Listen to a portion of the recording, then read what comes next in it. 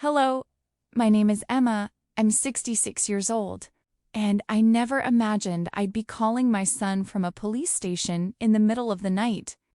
My hands were shaking so badly I could barely hold the phone. "Son," I cried, "I'm at the police station. Your stepfather beat me, but now he's telling them that I attacked him. They believe him." I could hear the disbelief and anger in my son's voice as he rushed out the door. When he arrived, the whole room went silent. The officer on duty, who moments before had looked at me like a criminal, turned pale and stammered, "I'm sorry, I didn't know." It was the first time that night someone saw me for what I truly was, a woman desperate for justice, not a liar. But that night was only the beginning of a story much bigger than anyone could have imagined. A story about truth, courage, and a woman's fight to reclaim her dignity. What happened next would shock everyone. But before we go any further, make sure to subscribe to the channel and tell me in the comments where you're watching from. I love reading your stories and knowing where you are. Now let's uncover how this story really began. I never imagined my second chance at love would end with me in handcuffs. The fluorescent lights above me hummed like angry bees, throwing their harsh glare over the cold, metallic table in front of me. My wrists trembled against the steel cuffs, the bite of the metal digging into skin already bruised and tender. Every breath felt shallow, the air thick with humiliation and disbelief. I had believed in love again after years of solitude, after burying my first husband, after convincing myself that my life could still hold tenderness. And now, at 66, I sat in a police station at 2 in the morning, accused of attacking the man who had promised to cherish me. My hands shook as I fumbled with my phone, trying to dial the number that had always meant safety. "Come on," I whispered, my voice cracking. The screen blurred through my tears. Finally, I pressed call. When Steve's voice came through, steady and calm even in his sleepiness, I broke. "Son," I sobbed, "I'm at the police station." "Your stepfather beat me, but now he's telling them that I attacked him. They believe him." There was silence on the other end, then a sharp intake of breath. "Mom, stay where you are. I'm coming." The bruises on my arms were already turning dark purple, shadowed shapes blooming like unwanted flowers. My ribs ached each time I moved. But somehow, Jason had convinced the officers that I was the aggressor. Officer Jenkins, a tall man with kind eyes that tonight looked confused, kept glancing between his clipboard and me. "Ma'am," he said carefully, "your husband claims you came at him with a frying pan." I could hardly believe my ears. "That's a lie. I was defending myself." My voice cracked again, thinner this time, the sound of someone already defeated. Jason sat across the room, playing the victim with practiced ease. He held an ice pack against his cheek, his expression wounded but composed. He didn't look at me, not really. He just sat there, occasionally rubbing the fake bruise and sighing loudly enough for everyone to hear. I'd once found that sigh endearing. How naive I had been. When the station doors opened, I looked up automatically, my heart leaping in fear that Jason had returned from the restroom or something worse was about to happen. But instead, a familiar silhouette stood their broad shoulders, straight posture, the gleam of metal under the harsh light. For a moment, I couldn't speak. My son. Steve's presence filled the entire room. He wore his full dress uniform, and the stars on his shoulders caught the light like small suns. I hadn't seen him in that uniform for months. He looked every bit the man his late father would have been proud of, disciplined, strong, calm. Officer Jenkins turned pale. The clipboard slipped from his hands, clattering against the tile floor. I didn't know," he stammered. "General Thompson, I had no idea this was your mother." The change in the room was immediate, like the air itself had shifted. Conversations stopped. Even Jason, who'd been leaning back with smug assurance, sat upright, eyes wide. I'll never forget the look on his face, the color draining, the pretense cracking, just enough to reveal the panic beneath. Jason had always dismissed Steve as just a soldier, a man too busy with military affairs to care about his mother's personal life. He had never realized that the quiet young man who'd left home years ago had become a general. "Mom," Steve said softly, crossing the room toward me. His voice was steel-wrapped in velvet. "Are you hurt?"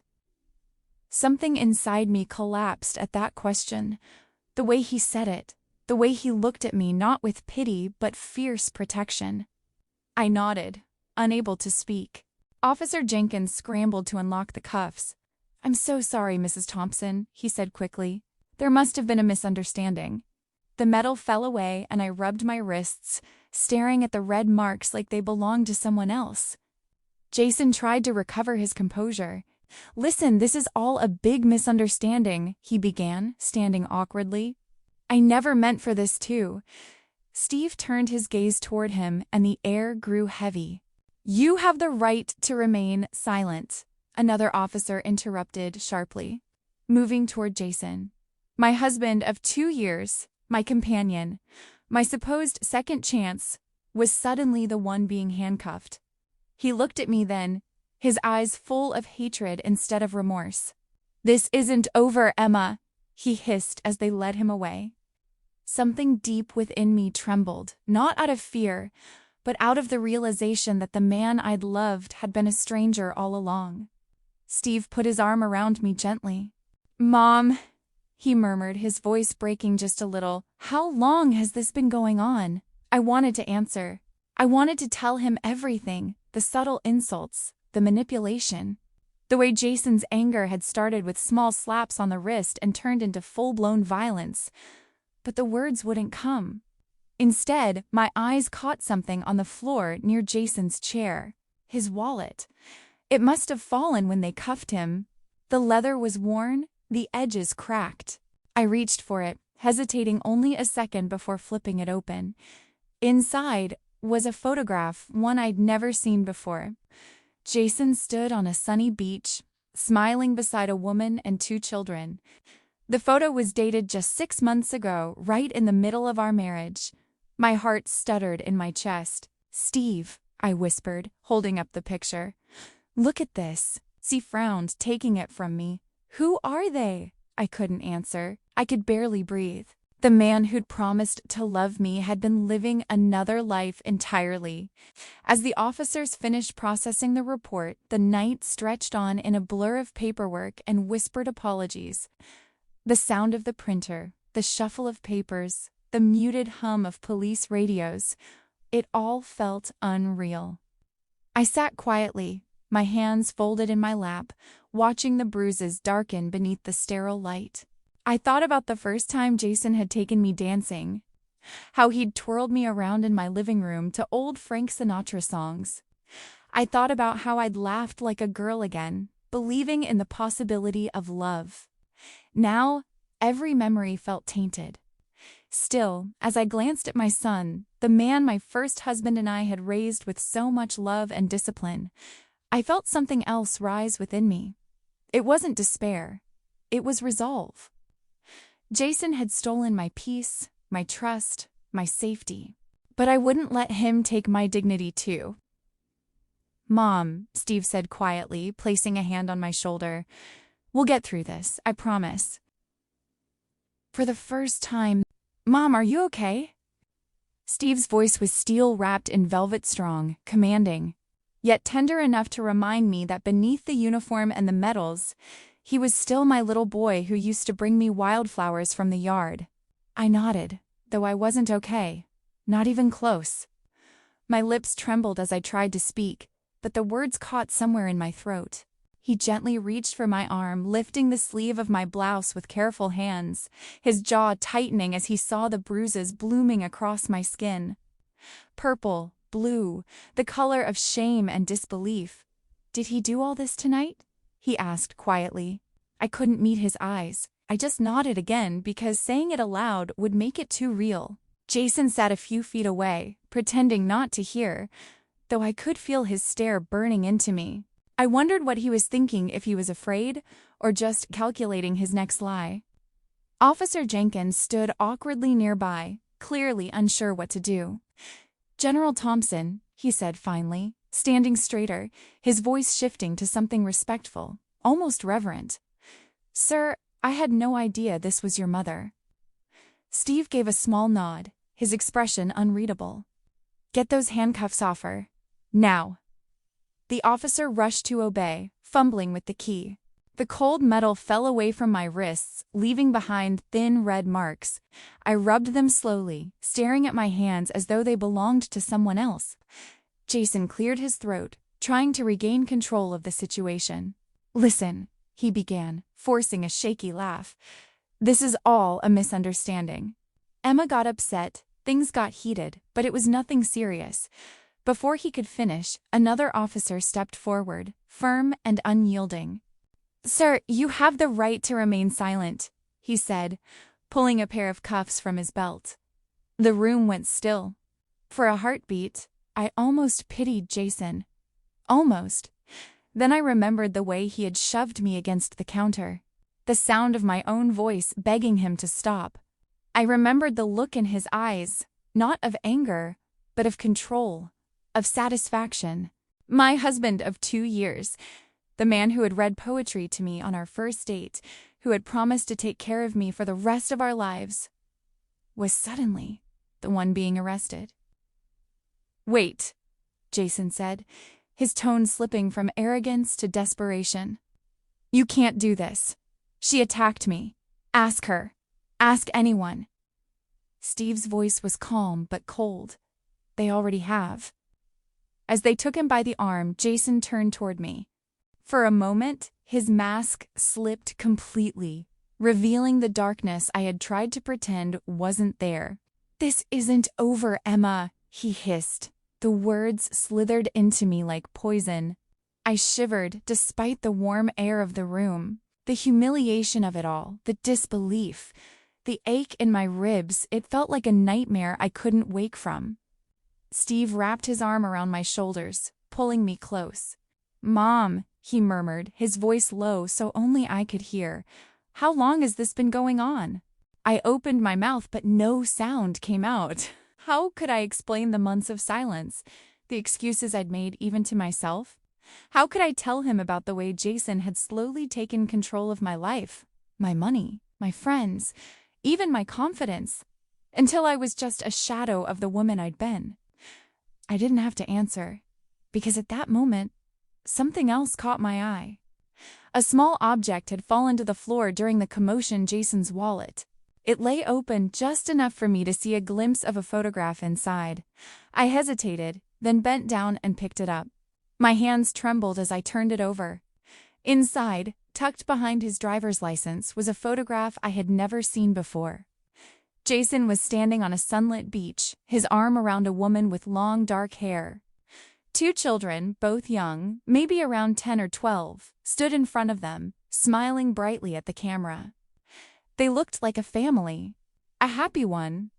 I blinked, my breath catching in my chest. At first, I thought maybe it was an old picture. But then I saw the date printed in small white text in the corner. 6 months ago. 6 months. That was during our marriage, Mom? Steve's voice pulled me back. "What is it?" I handed him the photo without a word. My fingers felt numb, as though the blood had stopped moving. He took it, his brow furrowing as he studied the image. "Who are they?" he asked. I couldn't answer.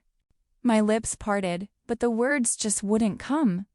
The police station seemed to tilt slightly, the floor shifting beneath me. I sat down, clutching my hands together so tightly they ached. I thought of all those times Jason had gone on business trips, claiming he needed to meet clients or attend conferences. I thought of the way he'd grown distant right before Christmas, the way he'd rushed to take calls in the other room, always saying it was just work. My stomach turned.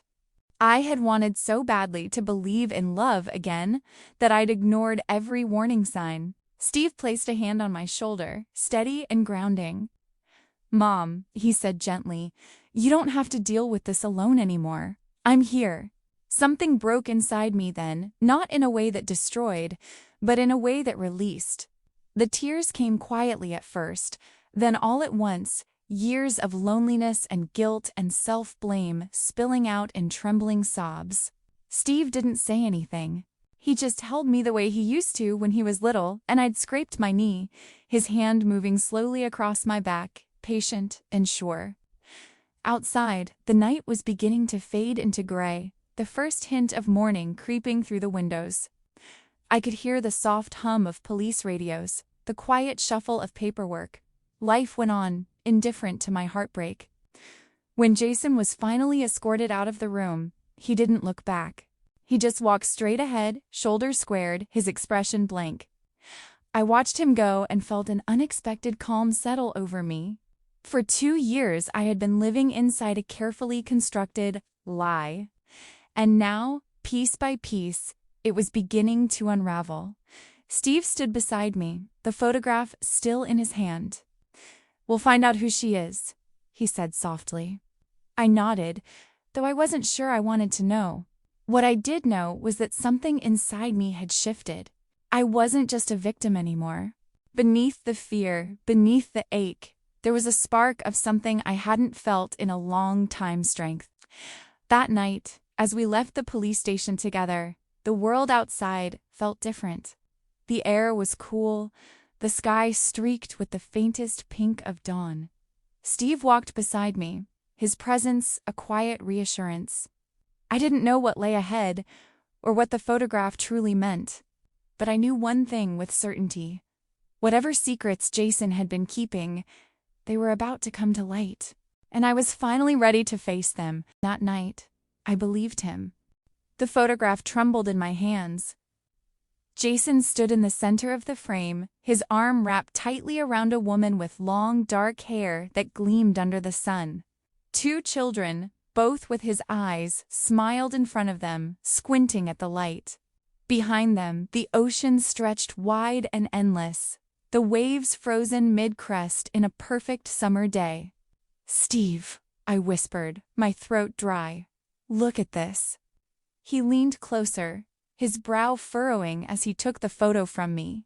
His eyes moved from the smiling woman to Jason's familiar face, to the small white print in the corner that read April 15th, 6 months ago. 6 months ago, Jason and I had been celebrating our 1-year anniversary. He'd taken me to dinner at a quiet Italian restaurant downtown, given me a silver bracelet, and told me he loved me. That same week, he'd claimed he was leaving for a business trip to Phoenix. Now I knew where he had really gone. The world tilted slightly, as if gravity itself had shifted.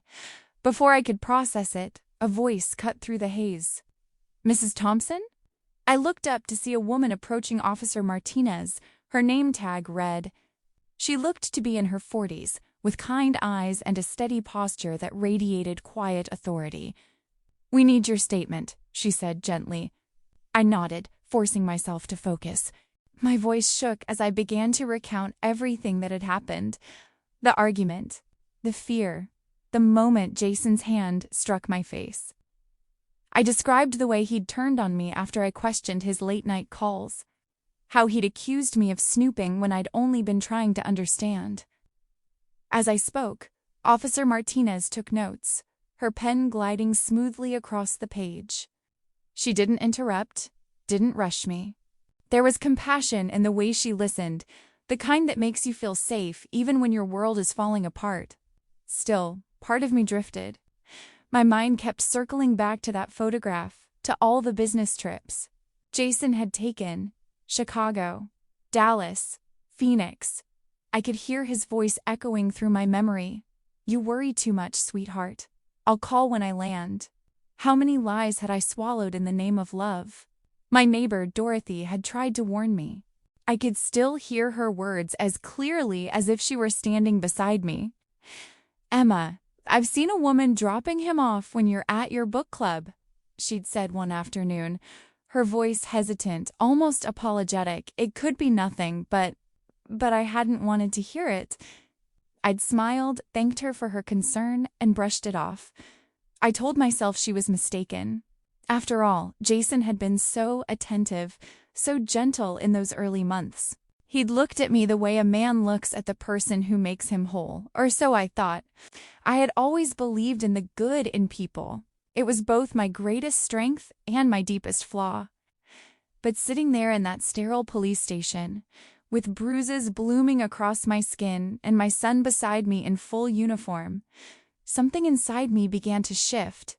It wasn't rage. It was clarity, the sharp, painful kind that comes after too much denial. I took a deep breath and met Officer Martinez's gaze. "Officer," I said, my voice steadier than I expected, "I want to press full charges." Steve's hand found mine under the table, strong and warm. "I'm proud of you, Mom," he whispered. The words hit me like a blessing. Proud. For years I had been afraid of disappointing people. My friends, my husband, even my son. I'd stayed silent when I should have spoken, endured what I should have refused. But now, with that single word, I felt something rising from the ashes of my fear. Courage doesn't always come with shouts or grand gestures. Sometimes, it's just the quiet decision to say, "Enough." Officer Martinez nodded approvingly and gathered the papers on her clipboard. "You're doing the right thing," she said softly. I wanted to believe that. I really did. A few minutes later, she returned, her expression more serious this time. She carried a thin folder and a printout in her hand. "Mrs. Thompson," she began carefully, "we ran a background check on Jason Davies." The way she said his name slowly, deliberately made my stomach twist. I braced myself. "His real name," she continued, "is Jason Morrison, and he's wanted in 3 states for fraud and domestic violence." For a moment, I didn't understand. The words sounded distant, like they were echoing through water. "Fraud?" I repeated numbly. "Domestic violence?" She nodded. "He has a history, Mrs. Thompson. Multiple cases. Different aliases, different women." I felt my breath catch in my chest. I turned toward Steve, who was already reading the report over her shoulder, his face hardening with each line. "How could I not have known?" I whispered. Steve put a hand on my shoulder. "He's been doing this for years, Mom. He knows how to hide." Memories began to flood in small, scattered pieces that suddenly made sense. The way Jason had insisted on handling our finances to make things easier. The calls he took in the car, saying it was work. The documents he kept locked in his desk drawer, claiming they were tax forms. The way he'd avoided meeting Steve for so long, saying it would be too much pressure. It was all a lie. Every moment, every word, every gesture meant to make me trust him had been calculated. I felt sick. Officer Martinez reached across the table, her eyes soft. "You're not alone in this," she said gently. "He's hurt other women too. But this time, we'll make sure he can't hurt anyone else." I nodded slowly, though tears were already slipping down my cheeks. It wasn't just grief, it was the dawning realization of how deeply I'd been deceived. "I thought he loved me," I murmured, more to myself than anyone else. Steve's voice was steady, filled with quiet strength. "You're not the one who should be ashamed, Mom. He is. And he's going to pay for what he's done." I looked at him then, my son, the boy who used to draw me pictures of tanks and airplanes, who had grown into a man the world respected. And I realized something important. Love doesn't always protect us from pain, but it gives us the strength to rise from it. As Officer Martinez gathered the files and promised to update us soon, I sat there for a long time after she left, just breathing. The station had grown quieter, the night deep outside the windows. I could hear the distant hum of traffic, the faint buzz of a vending machine down the hall. Jason Morrison, not Jason Davies. The name echoed in my mind like a curse and a revelation all at once. But underneath the shock, I felt something else begin to grow, a small, fragile ember of determination. He had stolen my peace, my trust, my safety, but he would not steal my future. I wiped my tears and straightened my shoulders. For the first time in years, I felt awake. I sat frozen as Officer Martinez pulled up Jason's record on her computer, her fingers moving across the keyboard with steady precision. The faint hum of the monitor filled the silence, mingling with the rhythmic ticking of the wall clock. When the file finally loaded, she turned the screen slightly toward me, her face tightening with quiet concern. "Emma," she said softly, "you should see this." The words on the screen didn't make sense at first. My brain refused to connect them. 4 previous wives, all elderly women, all financially stable. Each line read like a wound reopening. My breath caught. I could feel Steve standing behind me, tall, unmoving, his presence like a wall of strength I could lean on. But even that couldn't keep my world from spinning. "He's a con artist," Steve muttered, his jaw clenched, voice low with rage. "He preys on women like you. Women like me." I didn't even know what that meant anymore. Lonely, maybe. Trusting. Hopeful. Foolish. My mind began to replay every detail of how Jason and I met. The way he'd approached me at the community center. His voice kind and curious as he asked about my work with the food drive. How he remembered small things. My favorite tea. The way I always carried a notebook to jot down ideas. He'd seemed so different from the men I'd known before. Patient, gentle, interested in who I was, not what I had. We'd married after only 6 months of dating. I'd told myself it was fate, that after losing my first husband, love had finally found me again.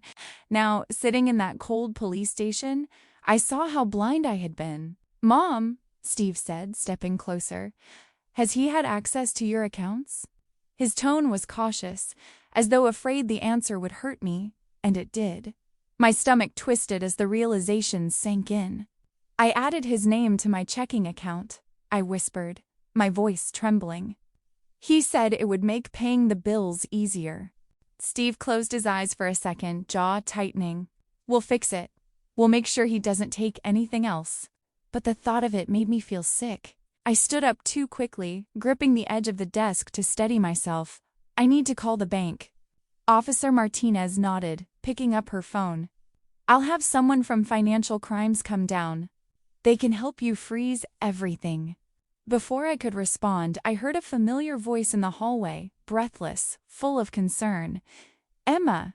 I came as soon as I heard. Dorothy, my dear neighbor, always watching out for me even when I didn't want her to. She hurried toward me, her eyes glistening, a small tote bag clutched in her hands. "I brought you a change of clothes," she said softly, pressing the bag into my arms. "And your charger. You left your phone plugged in by the kitchen counter." Her thoughtfulness broke something in me. Tears filled my eyes as she pulled me into a hug. For the first time that night, I let myself lean into someone else, not as a victim, but as a woman rediscovering she wasn't alone. "That man never sat right with me," Dorothy said against my shoulder. I didn't want to say anything. "You seemed so happy." I nodded, unable to speak. Happiness. That's what I had called it. The comfort of not eating dinner alone, of having someone to ask about my day. But beneath it all had been an illusion carefully crafted by a man who knew exactly how to fill the spaces where loneliness lived. As I sat down again, I unlocked my phone and opened my banking app. My hands were shaking so badly I could barely type the password. When the screen loaded, my breath hitched. The numbers blurred before my eyes. $50,000. Gone. Transferred out the day before. A soft gasp escaped my throat. "He took it," I whispered. "He already took it." Steve leaned over my shoulder, his expression hardening as he saw the same numbers I did. "We'll report it immediately," he said, his voice calm but furious beneath the surface. "You'll get it back, Mom, I promise." But money wasn't what I was mourning. It was trust, the quiet faith that people were good, that love could still be real at 66. Officer Martinez crouched beside me, her tone gentle. "We'll need a full statement for Financial Crimes, and we'll coordinate with the other states where he's wanted.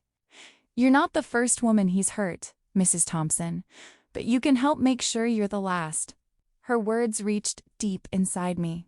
For the first time, I saw a path that didn't lead to despair, but to something steadier.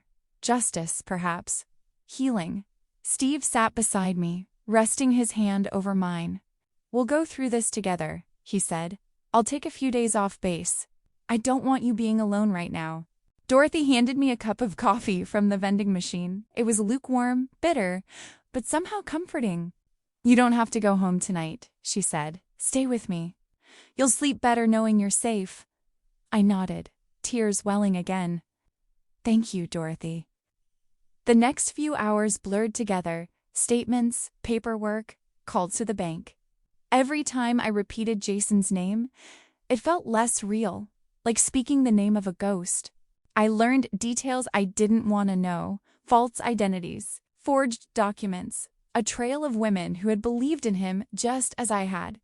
By the time I finally stepped out of the station, dawn had started to break. The air was crisp, tinted with the first light of morning. The world felt new, yet so fragile. Steve walked me to Dorothy's car, his arms steady around my shoulders. "We'll make it right, Mom," he said. I looked up at him, my son, the soldier, the protector I'd raised with love and discipline and faith in doing what's right. And now, in my brokenness, he was returning that faith to me. "I know we will," I said softly, "because this time, I won't hide anymore." As we drove away, I caught my reflection in the side mirror. My eyes looked tired, yes, but behind that exhaustion was something I hadn't seen in a long time. Strength. The kind that comes not from fighting others, but from deciding to start again, even when the heart is bruised, even when the world has betrayed your trust. And though I didn't yet know how, I promised myself one thing that morning. Jason would not be the end of my story. He would be the beginning of my awakening. The woman in the photograph looked back at me from the screen like a mirror cracked into pieces that somehow fit together. Patricia, with tired eyes that held the same small, hard-set lines grief had etched into my own face. When Officer Martinez first spoke her name, I felt a strange, dizzying relief, as if finally naming the other woman might stitch some logic back into the chaos. Then she appeared on the tablet set up in a quiet interview room, and the relief shifted into something more complicated: recognition, sorrow, and a fierce, budding solidarity. Patricia's hair was pulled back loosely. The light from the window behind her made a soft halo around her head. Two teenagers sat beside her on the couch, one with a hoodie pulled tight, the other nervously twisting a bracelet around their wrist. They looked like every child startled into adulthood by the sudden tilt of the world. Officer Martinez introduced us with careful words, then stepped back and let the call breathe. "He told me he was on a work assignment," Patricia said, her voice breaking as if she'd been holding it underwater for months and was only now surfacing. "Phoenix. He said he had to go to Phoenix for a week. Then another. Then it was always one more trip." Her hand trembled as she reached up to smooth her skirt, a small human gesture that made me want to take her hands and tell her everything would be all right. My throat closed. "I'm so sorry," I said, and meant it to the marrow of my bones. "I didn't know." "You're a victim too," Patricia said gently, surprising me with the steadiness in her own voice. Her gaze softened in a way that made me feel both seen and less alone. "I thought I was the only one. I thought maybe I'd done something wrong. He said I was imagining things. He told me I was too jealous, too needy. He manipulated me." When she spoke of the late-night calls that were really other lives, of promises made and broken on paper and in bed, I could hear the echo of my own experience. My face heated with shame that I had missed the signs, with anger that I had been so easily deceived, and with a sorrow that felt like a physical weight on my chest. But Patricia's presence, her frank, exhausted honesty, slowly changed that shame into something sharper and more useful: resolve. Officer Martinez listened quietly, typing notes, then leaned forward, her expression grave. "She's been looking for him for 8 months," she told me. Hearing the exact span of time made my stomach drop. 8 months was nearly a year of small, private betrayals stitched into our days, without either of us seeing the whole pattern. Patricia swallowed. "I filed a missing person report. I called his friends. I checked hotels. I called his work contacts. Nothing. Then one day, I saw his picture on a news site about a man arrested for scamming." She stopped, eyes damp. The teenagers shifted. One of them reached to hold her hand. The other fiddled with their phone as if it could summon a different past. We spoke for a long time, trading fragments of the man we'd both loved and the stranger he'd been.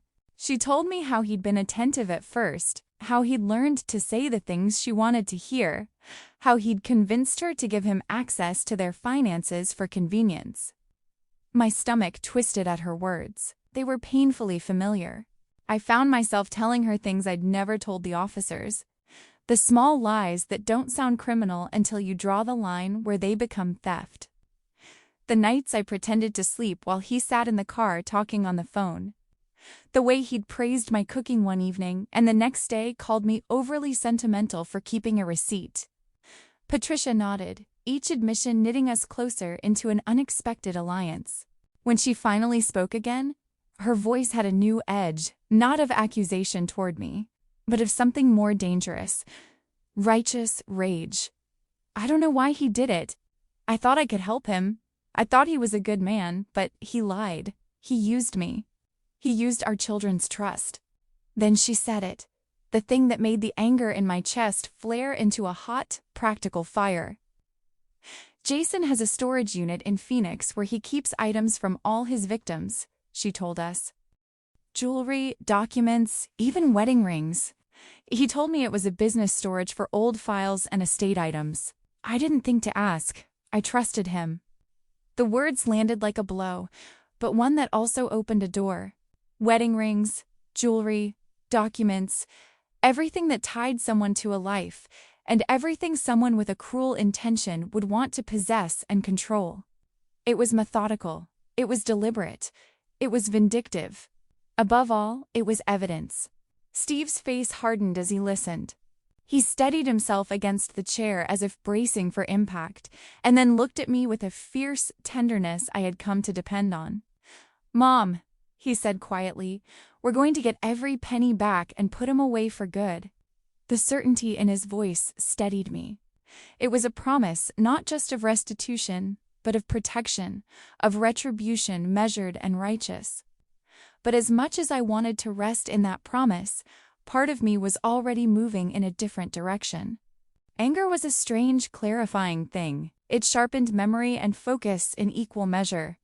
While Steve and the officers spoke of legal avenues and asset seizures, my mind was assembling pieces into a plan, a careful, stubborn little plan that felt less like vengeance and more like reclamation. I thought of the items in that storage unit, of faces of the other women who must have wondered where their heirlooms had gone, of documents that could prove financial theft, of wedding rings that symbolized vows he'd broken more than once. I thought of the television producer who had once told me, as we were filming a holiday special for the community center, that stories could save people. I thought of Dorothy's steady faith and Patricia's weary courage and Steve's unspoken insistence that I was not alone. "What do you have in mind?" Steve asked at last, reading the look on my face. I breathed deeply, feeling the cool, new clarity settle in my chest like a talisman. "First," I said, "we find that storage unit. We inventory everything. We reach out to the other women. We build a case that doesn't just lock him up, but returns what he stole and gives people back what he took, their dignity, their safety, their money." Patricia's eyes shone with a mix of gratitude and fury. "I want to help," she said simply. Her teenagers shifted closer, and the younger one mumbled that they would help too. I felt warmth spread through me at the sight. The children, though caught in a painful middle, had not become monsters. They were frightened, bewildered, and ready to stand with their mother. We spent the next hour sketching out the bones of a plan, each sentence a small act of defiance against the man who had tried to make our lives into his ledger. Officer Martinez promised to open a liaison with Phoenix law enforcement and to coordinate with financial crimes. Steve called a lawyer specializing in fraud cases. Dorothy offered to contact mutual friends and possible witnesses. Patricia scanned what she had: emails, receipts, a voicemail where Jason's voice sounded too casual for the harm he hid. As we spoke, something like healing began to take root. Not the kind that erases scars, but the kind that teaches you to live with them and find meaning in the marks they leave. I felt rage, yes, and the bright, purifying kind that pushes you to act. I felt sorrow for my own gullibility and pity for Patricia's quiet endurance. I felt a fierce maternal protectiveness that went beyond Steve and into a solidarity with all the women Jason had wronged. When the meeting wound down, Patricia and her children lingered on the screen for a moment longer. We exchanged small, rounded words of promise to keep each other informed, to share what we found, to testify if necessary. Alone for a moment after the call, I touched the photograph in my hand as if it were a relic. The ocean in the picture had once seemed endless and inviting. Now, it was a backdrop to the truth. The sun on their faces in that frozen moment of happiness had masked a darkness I was determined to uncover.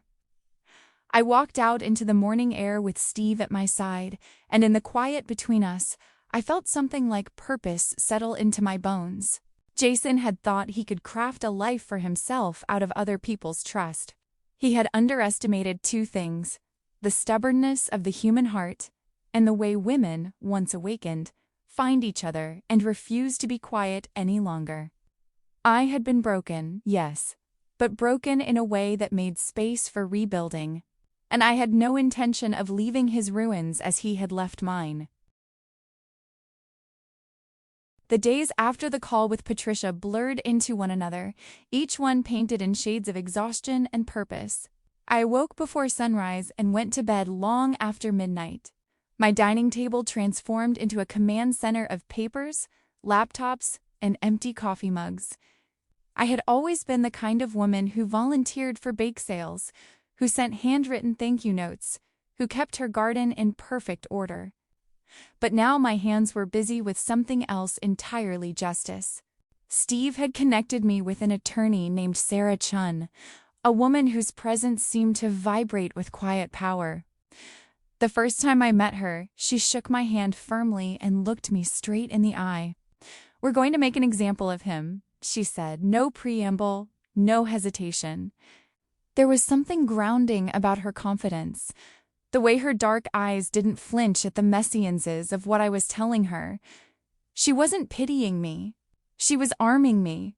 For the first time in months, I felt like I had someone on my side who could match my son's unyielding strength with her own kind of steel. Patricia and I spoke every day. What had started as hesitant coordination soon became something deeper, a rhythm of mutual understanding, a shared breath between survivors. We compared notes on Jason's lies, filling in each other's blanks until the full picture emerged. Through the storage unit, Sarah and Officer Martinez uncovered more than I dared imagine: financial records, jewelry, letters, photographs, even a few wedding rings. Each box told the story of another woman whose trust he had harvested and sold back to the world as charm. Sarah was meticulous, building a timeline so precise it felt surgical. But for every document that proved his crimes, there was a story attached, and those stories haunted me. I couldn't just see the evidence. I saw the women. The first call I made was to Margaret from Oregon. Her voice was gentle, almost fragile when she picked up. "I'm sorry, who did you say you were?" she asked, cautious. When I explained, there was a long silence. Then a sound, a single quiet sob, like air leaving a room. "He told me he loved my poetry," she whispered. "He said he'd help me publish my book. Instead, he emptied my retirement account." I closed my eyes, pressing my hand to my chest as if I could hold her pain there with me. "You're not alone anymore, Margaret," I said softly. "We found each other. That's the beginning." The next call was Linda from Texas. Her story hit like a punch. Jason had convinced her to refinance her house to invest in real estate. He disappeared 2 weeks later, leaving her on the brink of losing her home. "I can still hear his voice when I turn the lights off at night," she told me. "It's like he's in the walls, whispering lies." Each woman carried her own version of the same wound, a cut made invisible by shame. I listened to every word, letting their pain soak into the spaces where my own anger lived. But something remarkable happened as the calls went on. The despair that had once lived in my chest began to transform not into bitterness, but into fuel. "We should all testify together," I said during one of our group video calls.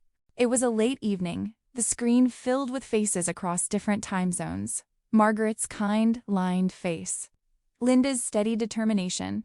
Patricia's quiet focus. He counted on us being isolated. "Let's show him what happens when we find each other."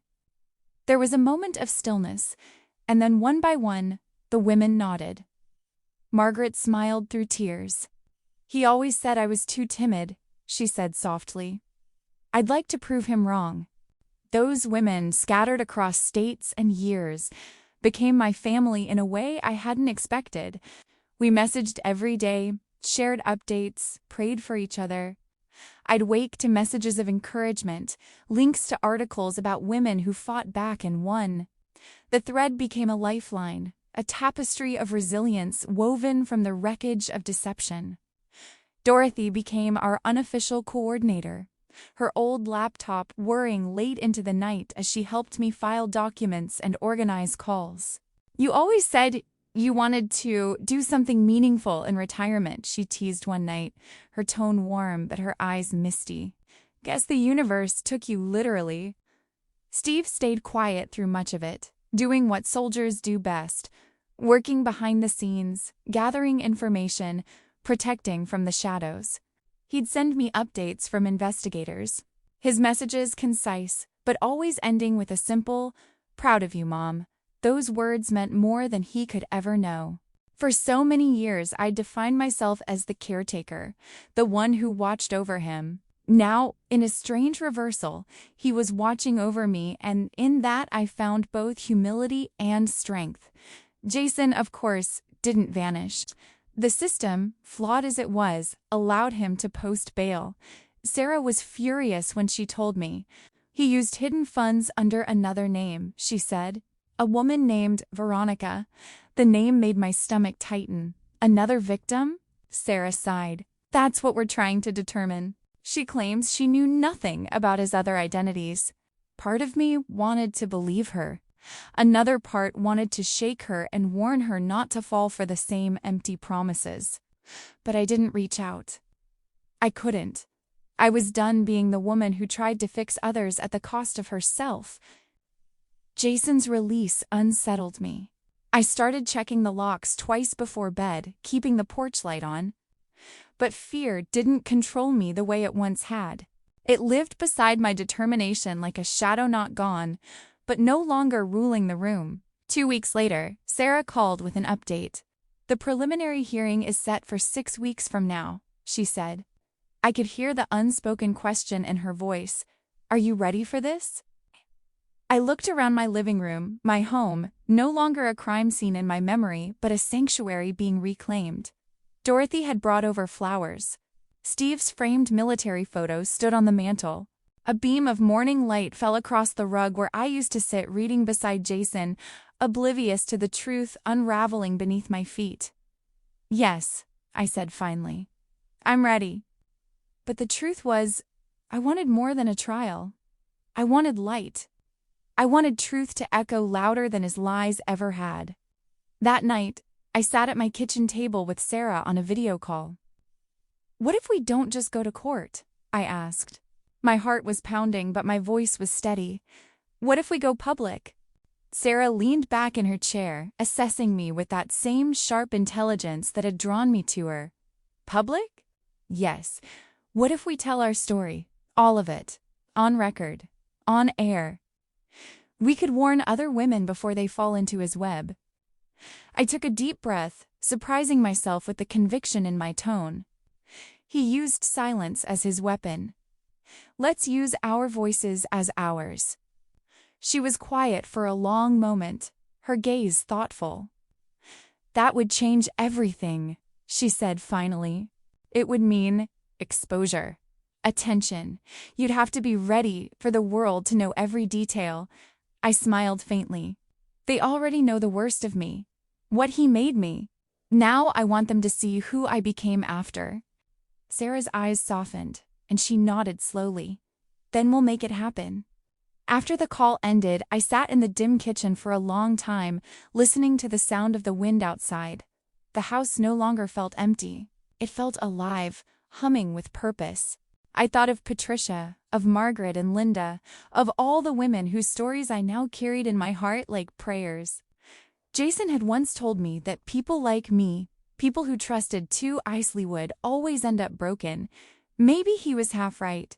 But what he didn't understand was that broken things, when mended with care and courage, can become unbreakable. And as I looked out into the dark, I realized something else. This wasn't just about him anymore. It was about all of us, standing shoulder to shoulder, refusing to be silent. What he had taken would be turned into something far greater, a light strong enough to guide others out of their own darkness. When Sarah told me a producer from Justice Uncovered wanted to feature our story, I felt a deep tremor ripple through me, part fear, part strange, defiant strength. I wasn't used to being seen. For so long, I had lived quietly, in the background of other people's lives, a mother, a wife, a helper, a listener. Now they wanted to put my face, my pain, my name in front of millions. I didn't know if I was ready for that kind of exposure. Emma, Sarah said, leaning forward in her office chair, her eyes intense but kind. This isn't just about you anymore. It's about protecting others. It's about reclaiming your narrative before he twists it. I hesitated, clasping my hands tightly in my lap. I don't know if I can handle everyone knowing what happened to me. Margaret's voice came through on speakerphone before I could finish that thought. Emma, think of all the women we could save, she said softly. You'd be doing what he never expected, turning his manipulation into something powerful. Her words sat in my chest like a warm coal, slowly igniting something fierce. I looked at Sarah, then nodded. Okay, I said. Let's do it. The weeks that followed blurred into long days of preparation. Sarah's office became our war room, walls covered with documents, printouts, photos of Jason's aliases, and a growing file of witness statements. I spoke with each of the women again, some over video calls, others in person. Every story was a mirror of mine, the same charm, the same lies, the same emotional bruises that took longer to heal than the physical ones. We rehearsed interviews, drafted statements, and practiced staying calm when recounting our most painful memories. It wasn't easy. Sometimes, in the middle of recounting a story, one of us would break down, a sob, a tremor, a hollow silence. But we would wait for one another. We didn't rush grief anymore.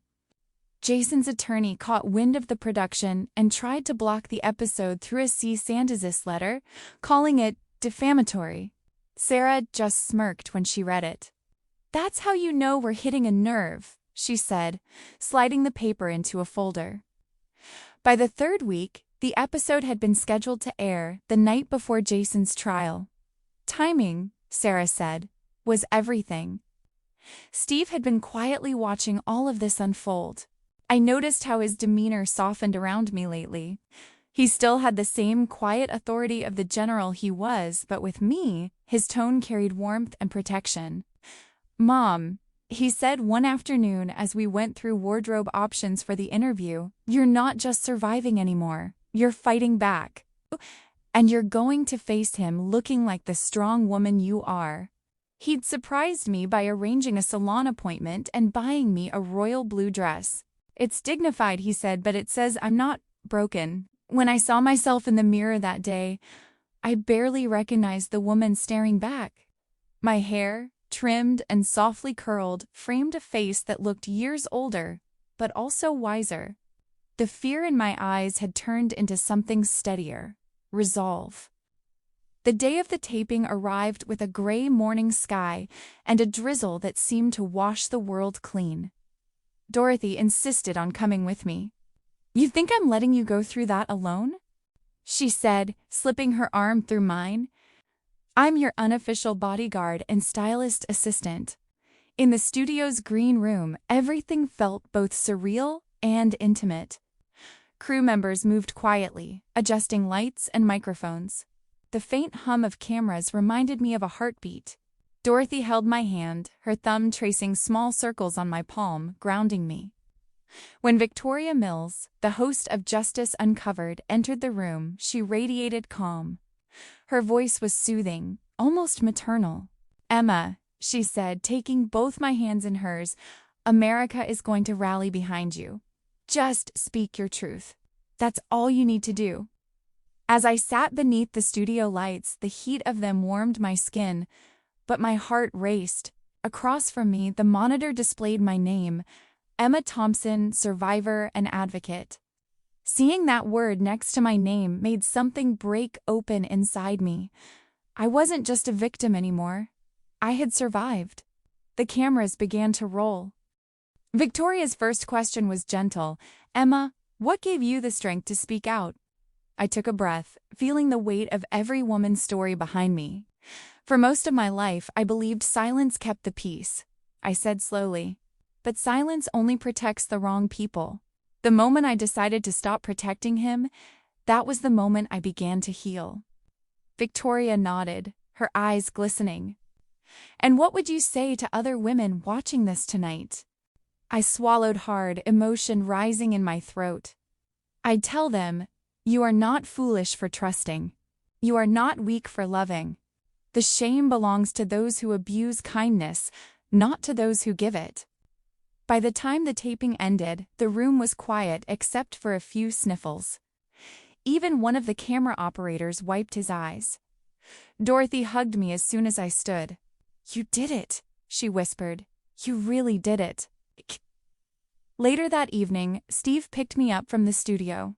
The drive home was quiet except for the rain tapping softly on the windshield. When we pulled into my driveway, he turned to me and said, "You've done more good today than some people do in a lifetime." That night, I couldn't sleep. My phone buzzed nonstop. Messages from the women, from Sarah, from people I barely knew. The show's trailer had dropped online, and it was already going viral. The next morning, I brewed coffee and sat by the window, watching dawn stretch over the horizon. For the first time in a long while, I felt peace, a calm built not on illusion, but on truth. Then the phone rang. It was Sarah, her voice brisk. "Emma, I need you to stay calm," she said. "Jason just made a mistake." I set down my cup, heart thudding. "What kind of mistake?" "He called Patricia last night," she said. "He threatened her. The call was recorded." For a moment, I couldn't breathe. "He what?" "He said he'd make everyone pay," Sarah continued. "But here's the thing. He made that call from his lawyer's office, on a recorded line." I pressed a trembling hand to my chest, half in disbelief, half in awe. Steve, who had overheard, stood by the doorway, eyes narrowing. "That's it," he said. "He just buried himself." I looked out the window again. The morning light broke through the clouds, painting the sky in soft gold. Somewhere deep inside me, a quiet certainty bloomed. Justice wasn't just coming. It had already begun. The night the episode aired, I could barely breathe. Even though we had spent weeks preparing, filming, editing, and anticipating this moment, I still felt as if I were standing at the edge of a cliff, about to leap into something irreversible. The studio lights had long been turned off. The producer's words of reassurance faded into memory. But now, it was real. America was about to see me, hear me, and learn everything I had kept hidden for so long.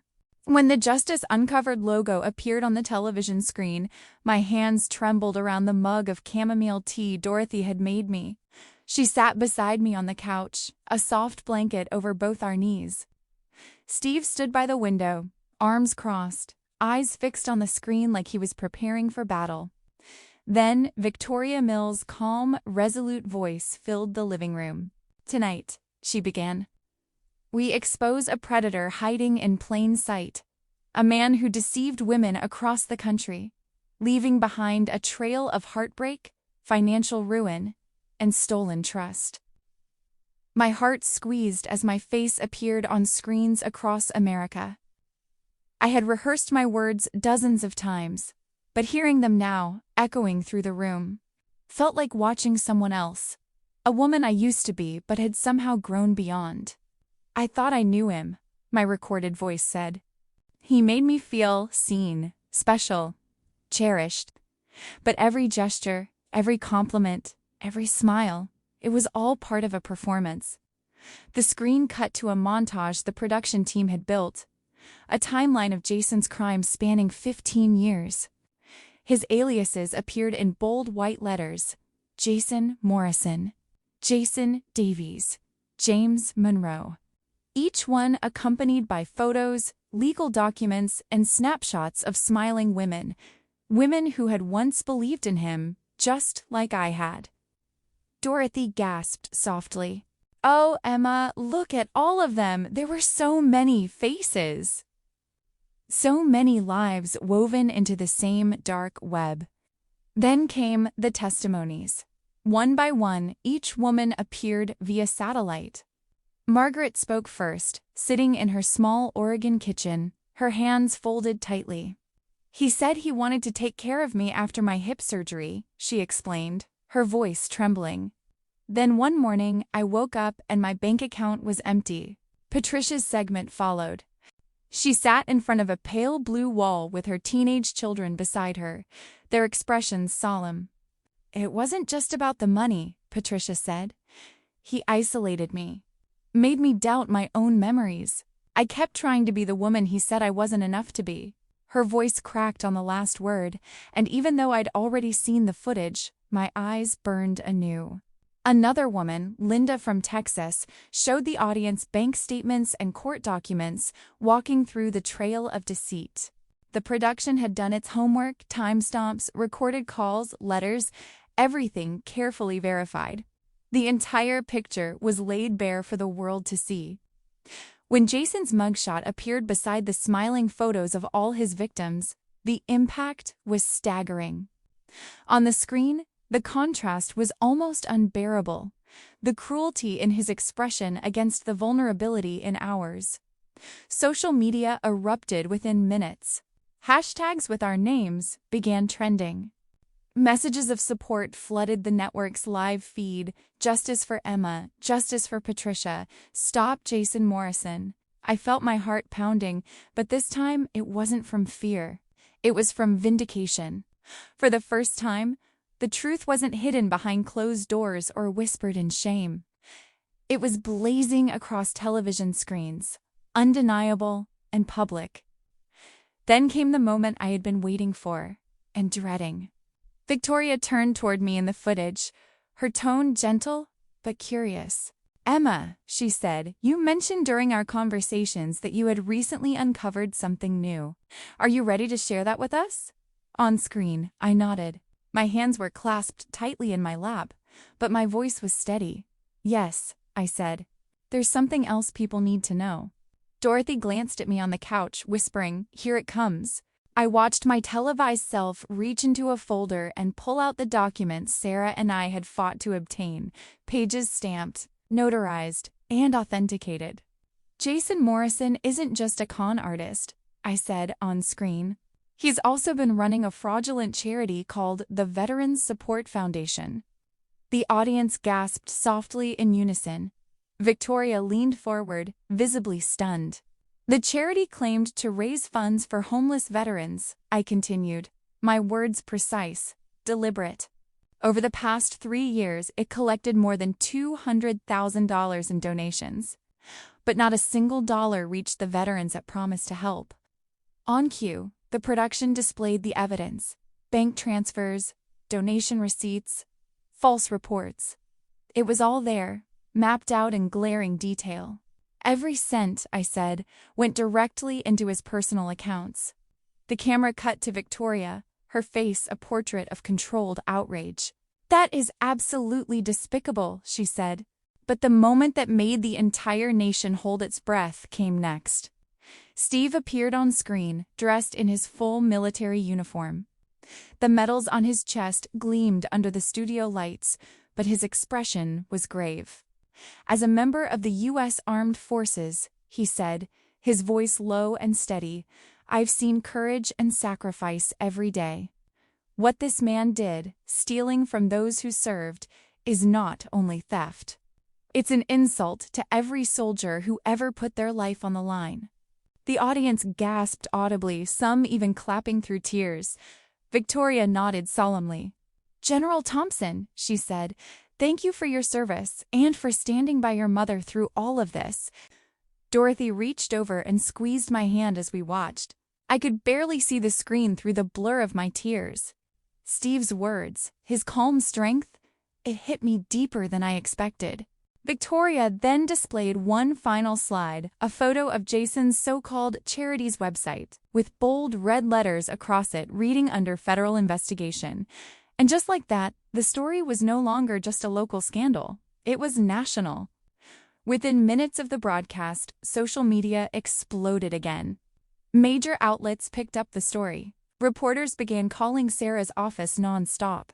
My phone vibrated continuously, messages of solidarity and empathy flooding in from strangers, women, veterans, families who'd once donated to causes like Jason's.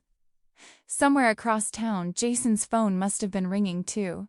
His lawyer's office, his remaining allies, all scrambling to control the uncontrollable. But it was too late. The truth was out.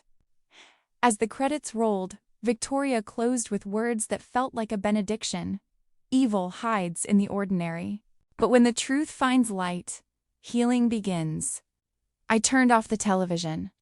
The silence that followed was thick and sacred. Dorothy was crying softly. Steve stood behind me, his hand on my shoulder, solid, steady, real.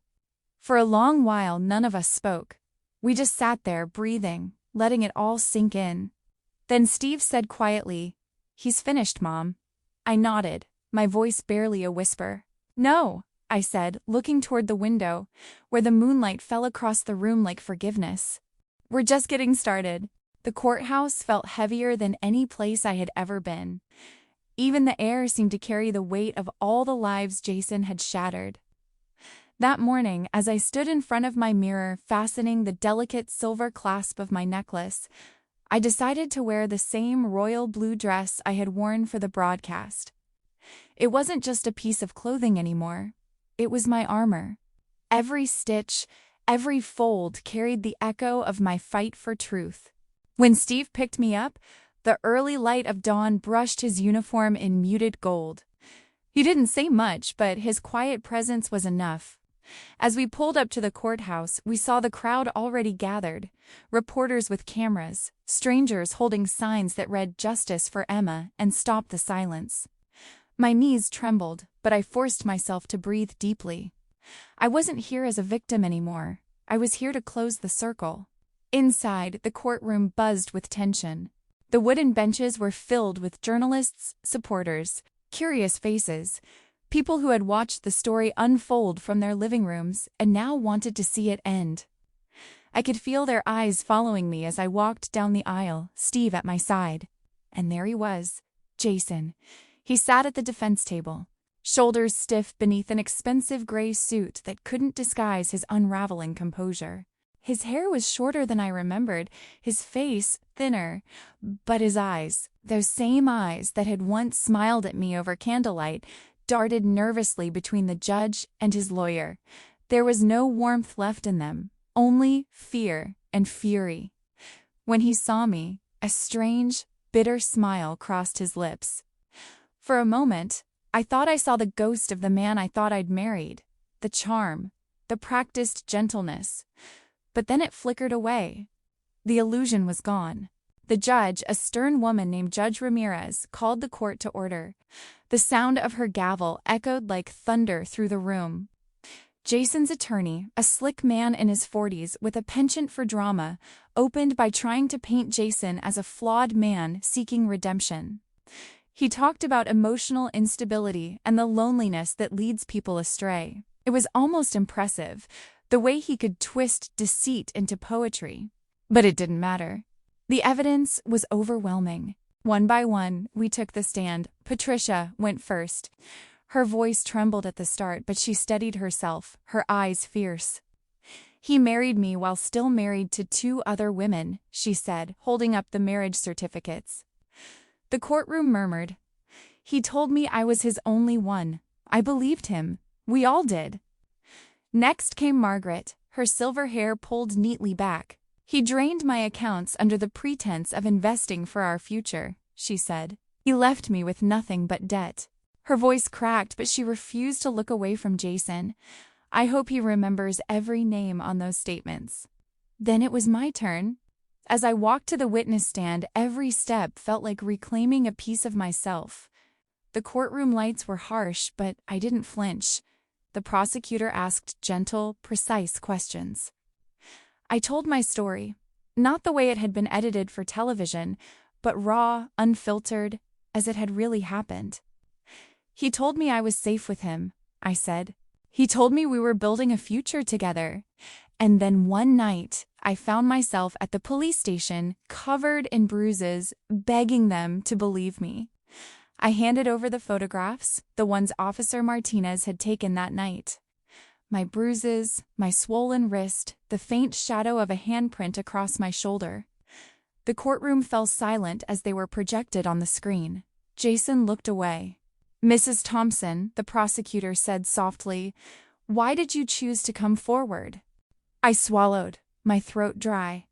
"Because silence almost killed me," I said. "And I want other women to know it's not your fault. It's never your fault." The last to take the stand was Steve. When he rose, every head turned. His uniform gleamed under the fluorescent lights, the silver stars on his shoulders catching the reflection of the cameras. He walked to the witness stand with the kind of composed authority that only comes from someone who's seen the worst of humanity and still believes in goodness. "As a military officer," Steve began, his voice low but commanding, "I've faced enemies on the battlefield.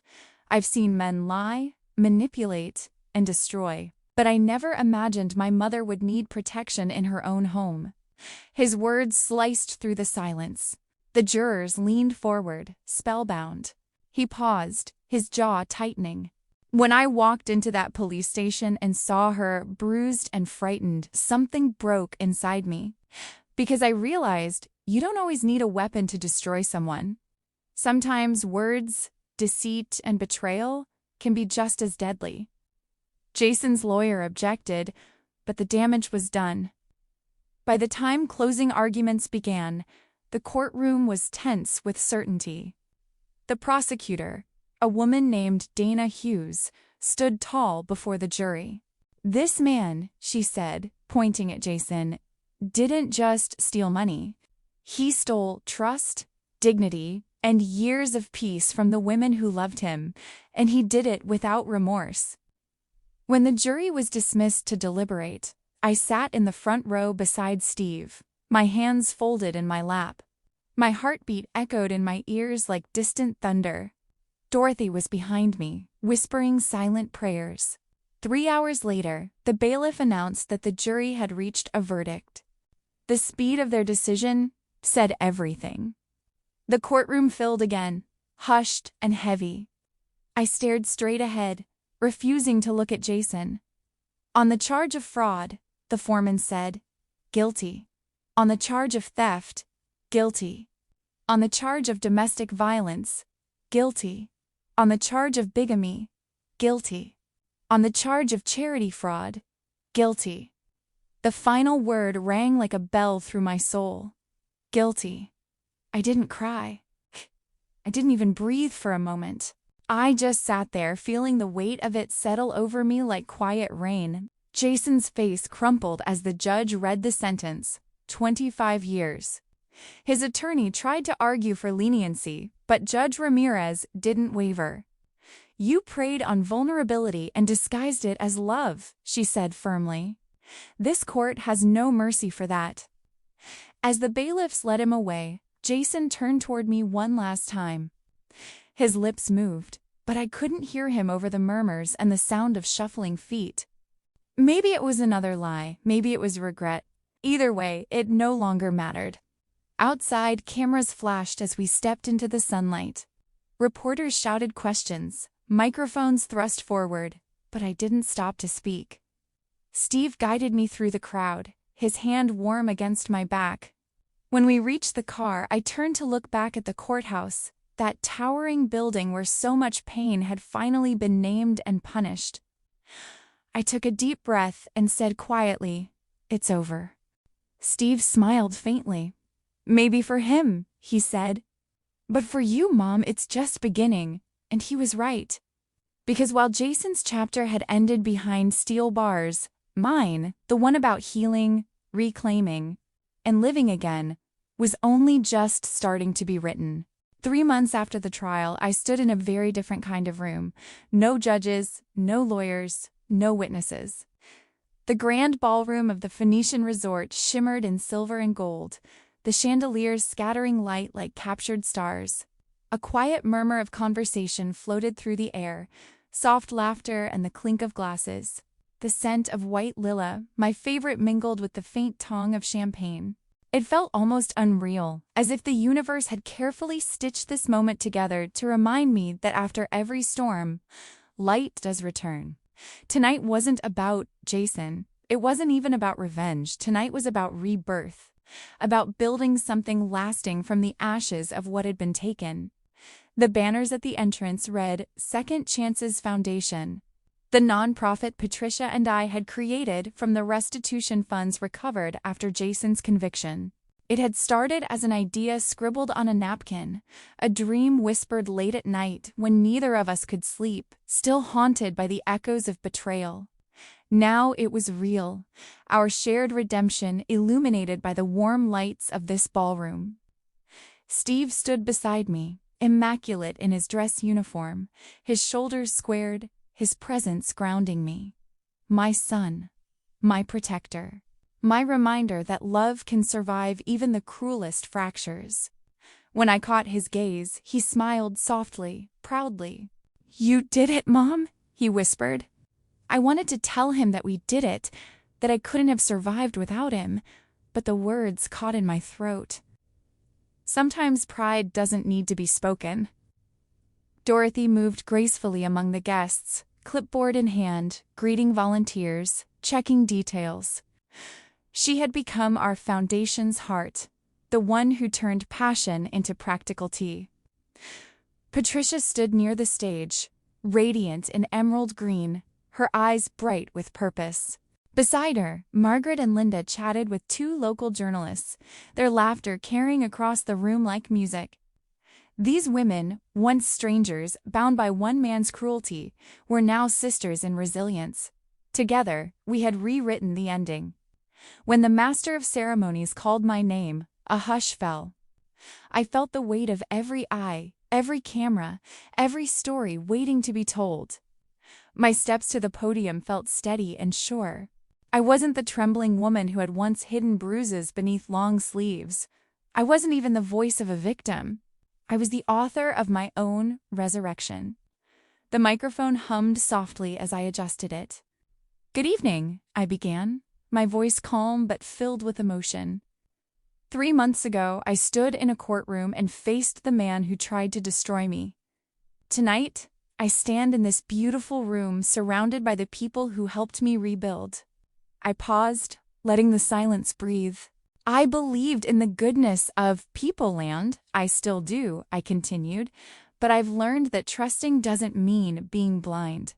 I've learned that kindness isn't weakness, and that standing up for justice is the greatest form of love. The words flowed easily now. I spoke of Patricia's courage, of Margaret's resilience, of Linda's forgiveness. I spoke of the countless women, many sitting in that very room, who had found the strength to start over at 50, 60, even 70 years old. Women who had lost everything and still chosen to rise. When I announced that in just 3 months our foundation had already helped 47 women escape financial abuse, the audience rose to their feet. The applause was thunderous, but what filled my chest wasn't pride. It was peace. Afterward, Patricia found me backstage.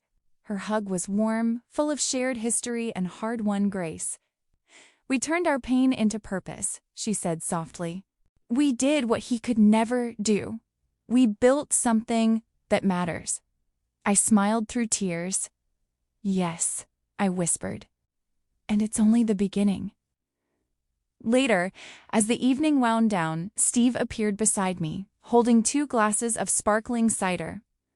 "For us," he said. We clinked glasses gently.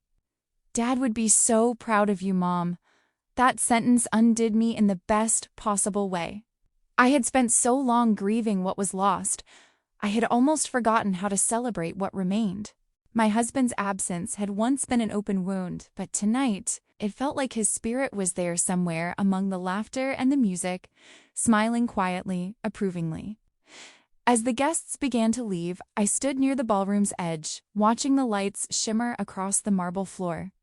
The women I had come to love, each of them survivors in her own right, lingered in small groups, embracing, laughing, exchanging numbers. We weren't victims of Jason anymore. We were architects of hope. I looked at my reflection in one of the tall mirrors lining the hall.